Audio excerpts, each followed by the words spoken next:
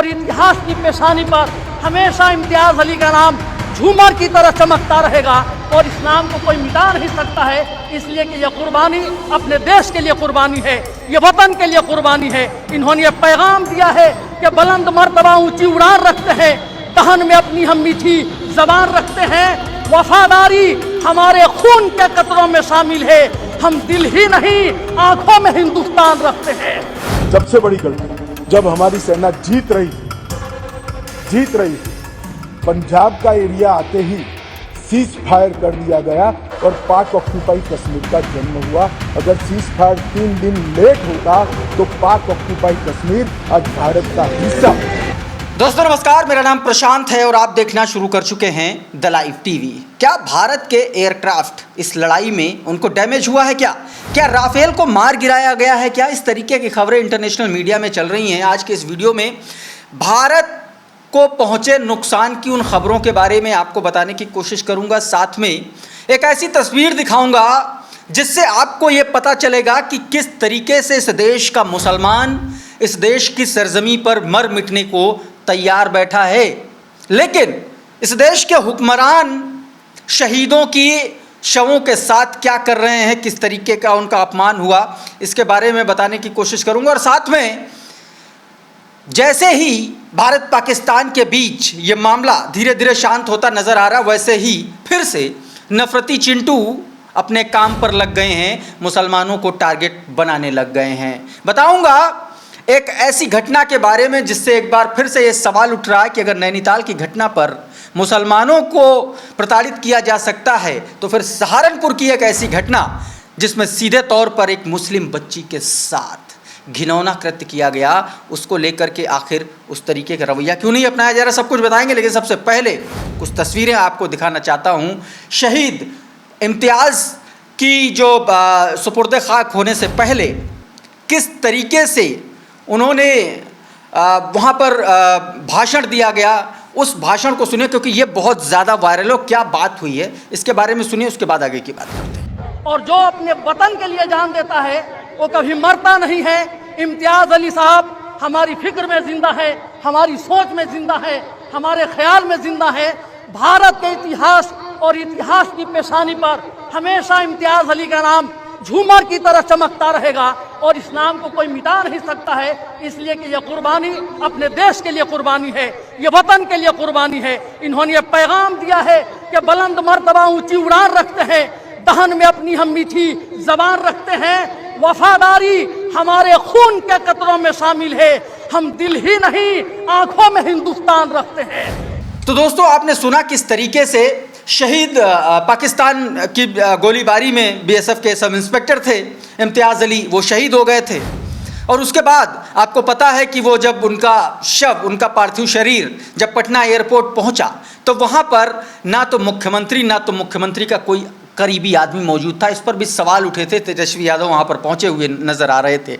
लेकिन अब जब शहीद इम्तियाज़ को सुपुर्द खाक किए जाने की बात आई, उनकी बारी आई, तो उस वक्त कुछ ऐसी बातें कही गई जिसे हर उस नफरती चिंटू को सुनना चाहिए जो मुसलमानों की देशभक्ति पर सवाल उठाते हैं। दोस्तों अब इसी को लेकर के डॉक्टर राकेश पाठक हैं, इसी वीडियो को शेयर करते हुए वो लिखते हैं कि बुलंद मर्तबा ऊंची उड़ान रखते हैं, तहन में अपने हम मीठी ज़ुबान रखते हैं, वफादारी हमारे खून के कतरों में शामिल है, हम दिल ही नहीं आँखों में भी हिंदुस्तान रखते हैं। ये बात कही गई है, ये बात कही गई है अंतिम यात्रा के दौरान। सीज़ फायर के बाद पाकिस्तान की गोलीबारी में बीएसएफ के सब इंस्पेक्टर इम्तियाज़ अली शहीद हो गए। बिहार में उनके पैतृक गांव में उन्हें सुपुर्द खाक किया गया। सुनिए इस मौके पर इमाम साहब ने अपनी तकरीर में क्या कहा, आखिर में वो रो पड़े। ये वीडियो दोस्तों वायरल हो रहा है, ज़बरदस्त तरीके से वायरल हो रहा है। अब एक ऐसी खबर जिसको लेकर के सवाल पूछा जा रहा है, एक खबर छपी है दोस्तों और इसमें सीधे तौर पर हेडलाइन बनाई गई कि शॉर्टली आफ्टर पीएम एड्रेस पाक drones spotted in border area. कल रात की बात है, प्रधानमंत्री नरेंद्र मोदी 8 बजे उन्होंने अपना भाषण दिया था, देश के नाम संबोधन किया था और 9 साढ़े 9 बजे के बाद से पाकिस्तानी ड्रोन भारतीय सीमा में नजर आने लगे। अमृतसर, बाड़मेर, जम्मू कश्मीर के कई सारे इलाके, मतलब आप यह कह लीजिए कि उत्तर से लेकर के पश्चिम तक कई इलाकों में पाकिस्तानी ड्रोन देखे गए। लेकिन बाद में क्या हुआ कि भारत ने जो है इसका खंडन कर दिया कि नहीं, ऐसा कुछ नहीं था, सब शांतिपूर्ण। और वो तस्वीरों में वो सीधे तौर पर दिखलाई पड़ रहा है दोस्तों। तो अब आप ये समझिए कि पाकिस्तान कौन सी भाषा समझता है और किस कीमत पर यह सीज फायर किया गया, जिसके सवाल उठ रहे हैं। और ये किस तरीके का सीज फायर है कि शाम होते ही पाकिस्तानी ड्रोन हिंदुस्तान के आसमान में पतंग की तरह उड़ने लगते हैं, लेकिन उस पर सवाल कोई नहीं उठा रहा। टेलीविजन और गोदी मीडिया से ये सारी खबरें गायब हैं। जो लोग इस्लामाबाद और कराची पर कब्जा कर रहे थे, उनकी टेलीविजन स्क्रीन पर पाकिस्तानी ड्रोन्स की ये खबरें गायब नजर आई दोस्तों। और इसी को लेकर के सुशांत सिंह ट्विटर हैंडल है, उन्होंने सीधे तौर पर इस अखबार की कटिंग को पोस्ट करते हुए लिखा, the immediate effect of Modi words was this. उन्होंने सीधे तौर पर सवाल उठाया कि मोदी के 20 मिनट के एक तरीके से भाषण के बाद तुरंत पाकिस्तान ने इस तरीके की एक्शन लिया भारतीय सीमा में अपने ड्रोन भेज करके दोस्तों। अब बात करते हैं डोनाल्ड ट्रंप की। डोनाल्ड ट्रंप का रवैया देखिए। सबसे पहले प्रधानमंत्री नरेंद्र मोदी के भाषण से चंद मिनट पहले डोनाल्ड ट्रंप का एक वीडियो आना, जिसमें यह कहना कि हमने दोनों देशों को धमकाया कि अगर वार नहीं रुकेगा तो ट्रेड जो है हम लोग दोनों देशों से बंद कर देंगे। और यह धमकी का असर हुआ कि दोनों देश जो है वो सीज फायर के लिए तैयार हो गए। और यह बात प्रधानमंत्री नरेंद्र मोदी के भाषण से ठीक पहले। अब इसी को लेकर के गंभीर सवाल खड़े किए हैं डॉक्टर मुकेश कुमार ने, वरिष्ठ पत्रकार हैं। ये कहते हैं कि मोदी सरकार ट्रंप के जाल में फंस गई। प्रधानमंत्री भले ही कहें कि टेरर और टॉक साथ साथ नहीं चल सकते, मगर वार्ता के लिए तैयार हो गए, ये बिल्कुल साफ है। आखिरकार डीजीएमओ ने बातचीत की ही है और किसी न्यूट्रल वेन्यू पर बातचीत होना तय भी हो गया है। उनकी ये जिद भी नहीं चलेगी कि वो केवल आतंकवाद और पीओके पर बात करेंगे, मगर उन्हें कश्मीर पर भी बात करनी ही पड़ेगी। ट्रंप ने अपने ट्वीट में इसका जिक्र कर ही दिया और वे इसे छोड़ेंगे नहीं, क्योंकि उन्हें नोबेल पुरस्कार मिलने की उम्मीद दिख रही है। शायद वे मोदी को भी इसका लालच दें और वो तैयार भी हो जाए। आखिर देखिए, आप देखिए कि जल्दी ही सिंधु जल समझौता भी वापस आ जाएगा। वापस ही नहीं आएगा वो शिमला समझौता, तो वापस नहीं आएगा तो शिमला समझौता। गंभीर सवाल खड़े किए दोस्तों। और सवाल इसीलिए खड़े हो रहे हैं क्योंकि भारत और पाकिस्तान की लड़ाई के बीच में अमेरिका का बीच में कूदना शिमला समझौते का सीधा उल्लंघन है। यानी कि एक तरीके से वो जो समझौता हुआ था उसमें कहीं ना कहीं एक थर्ड पार्टी को स्पेस देना, ये ऐतिहासिक भूल साबित होगा। ऐसा करने की कोशिश, कहने की कोशिश डॉक्टर मुकेश कुमार कह रहे हैं। इसी को लेकर के दोस्तों गृहमंत्री अमित शाह का एक वीडियो वायरल हो रहा 2023 का, 6 दिसंबर 2023 का वीडियो, जिसमें वो कहते हुए नजर आ रहे हैं कि अगर 3 दिन रुक जाते, 3 दिन और सीज फायर नहीं होता तो पीओके आज भारत का होता। ऐसे में देश सवाल अमित शाह से पूछ रहा है कि आखिर आप किस बिना पर ये एक्शन लिया गया, सीज फायर क्यों किया गया।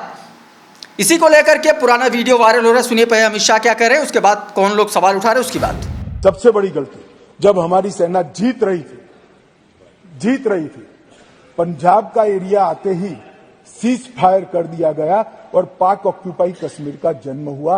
अगर सीज फायर 3 दिन लेट होता तो पाक ऑक्यूपाई कश्मीर आज भारत का हिस्सा। एक पूरा कश्मीर जीते बगैर सीज फायर कर लिया और दूसरा यूएन के अंदर हमारे। तो दोस्तों ये अमित शाह का भाषण वायरल हो रहा है। लोकसभा के भीतर उन्होंने ये भाषण 6 दिसंबर 2023 को दिया था। इस पर समाजवादी पार्टी के राष्ट्रीय प्रवक्ता आईपी सिंह लिखते हैं कि गृहमंत्री अमित शाह खुद प्रधानमंत्री श्री नरेंद्र मोदी से सीज फायर पर सवाल पूछ रहे हैं। संसद में 6 दिसंबर 2023 को दिया गया उनका भाषण आज गौर करने लायक है। बेहद डरपोक लोग हैं। मोदी जी को देश हित में इस्तीफा दे देना चाहिए। कथनी और करनी आज देश के सामने सवाल तो उठ रहे हैं, क्योंकि जो बात जिस सीज फायर का विरोध खुलेआम गृहमंत्री ने लोकसभा के भीतर 1 साल पहले किया था, आज उसी दोराहे पर प्रधानमंत्री नरेंद्र मोदी खड़े हुए हैं। तो क्या अमित शाह की इस स्पीच को मौजूद नहीं माना जाए, और अगर नहीं माना जाए तो उसके पीछे कारण बताने होंगे सरकार को। दोस्तों बढ़ते हैं अगली खबर की ओर, और यह खबर बहुत गंभीर है। राफेल को लेकर के, इंडियन एयरक्राफ्ट को लेकर के। प्रशांत भूषण वरिष्ठ वकील हैं, राजनेता रहे हैं। प्रशांत भूषण ने गंभीर सवाल खड़े किए हैं इस पर। क्या कुछ कहा है आपकी स्क्रीन पर एक बार देखिए। प्रशांत भूषण लिखते हैं, amidst information coming from international media, defence analyst not denied by our force spokesperson that we lost multiple fire jets including Rafale to Pakistan Chinese made fighter. The focus must also shift to our infamous Rafale deal. We brought Rafale for 4x price of Chinese jets bought by Pakistan. We gave up transfer to technology and have virtually destroyed all HAL. The blame for our present debacle subsequently rests on our political leadership. जो बात प्रशांत भूषण कह रहे हैं, सीधे तौर पर एक बार फिर से वो राफेल डील निशाने पर आ गई, जिसमें ये कहा गया कि राफेल जो है 4 गुना ज़्यादा प्राइस पर खरीदे गए। जिन प्राइस पर पाकिस्तान ने चाइना से बने एयरक्राफ्ट खरीदे, उससे 4 गुना कीमत पर राफेल खरीदे गए। और इसीलिए इंटरनेशनल मीडिया में इस बात की चर्चा है कि राफेल को मार गिराया पाकिस्तानी एयरक्राफ्ट में, और इसका खंडन भारत की तरफ से किया नहीं गया। और इसी पर सवाल प्रशांत भूषण खड़े करते हुए नजर आ रहे हैं दोस्तों। अब एक और ट्वीट आपको दिखाता हूं। भारतीय संघी, जिनके लिए एक नया पद सृजित किया गया था, संघ मामलों के जानकार प्रोफेसर राकेश सिन्हा ने एक ट्वीट किया। ट्वीट कांग्रेस को कटघरे में खड़ा करने के इरादे से किया, लेकिन उसका सटीक जवाब दिया अशोक कुमार पांडे, जो इतिहासकार हैं। राकेश सिन्हा ने अपने ट्विटर हैंडल पर लिखा कि 1971 के बाद 1971 में सरकार ने शिमला समझौता द्वारा सेना की जीत को हार में बदल दिया। तभी नारा था देश न हारी, फौज न हारी, हारी है सरकार हमारी। इसका जवाब दिया अशोक कुमार पांडे ने। उन्होंने लिखा कि ये देश जब उत्साह से जीत मना रहा था तो संघियों ने ये नारा दिया था।